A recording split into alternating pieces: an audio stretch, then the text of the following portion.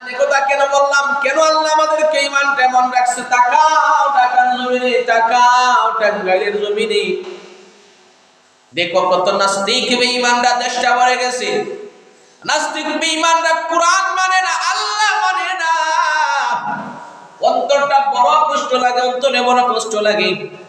কিছুদিন আগে দেখলাম সূরা একটা সূরা আছে, সূরাতুন নাস, যে সূরা আল্লাহ পাক এত সুন্দর করে বানিয়েছেন। কুল আউযু বিরাব্বিন নাস, মালিকিন নাস, ইলাহিন নাস, মিন শাররিল ওয়াসওয়াসিল খান্নাস, আল্লাযী ইউওয়াসওয়িসু ফি সুদুরিন নাস মিনাল জিন্নাতি ওয়ান নাস। সুবহানাল্লাহ।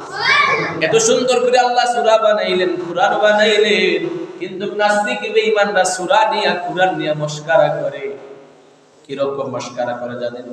কয় কুল আউযু বিরাব্বিন নাস, আল্লাহ হইছে নাস্তা, নাউযুবিল্লাহ। কয় মালিকিন নাস, আল্লাহ হইছে নাস্তা, ইলাহিন নাস তাও নাস্তা, মিন শাররিল ওয়াসওয়াসিল খান্নাস তাও নাসু, আল্লাহ খাল নাসের কথা কইছো, নাউযুবিল্লাহ। এই কোরআন নিয়ে যে মানুষ মশকরা করে, নাস্তিক বেঈমানরা কোরআন নিয়ে লাফালাফি করে, আল্লাহ নিয়ে লাফালাফি করে। এরা নাস্তিক বেঈমান, যদি আমরা এরার পাল্লায় পড়ি তাহলে আমরা ঈমানও ধ্বংস হয়ে যাব, ঠিক কি না? শুধু এই সূরা না, আল্লাহ নিয়ে কটূক্তি করেছে বলে আল্লাহ বলে মুনাফিক, নাউযুবিল্লাহ।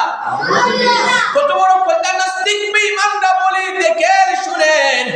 আর মুসলমান ইমানদার বান্দা-বান্দি বসিয়া নাস্তিকদের কথা শুনে, গানের আসরে বসিয়া গানের ভিতরে আল্লাহরে গালি দেয়, আল্লাহরে মুনাফিক বলে। কিন্তু আমরা মুসলমান ভাই বোনরা বসিয়া শুনে, আমরা তো বড় কপাল পরে, এত বড় নাফরমান।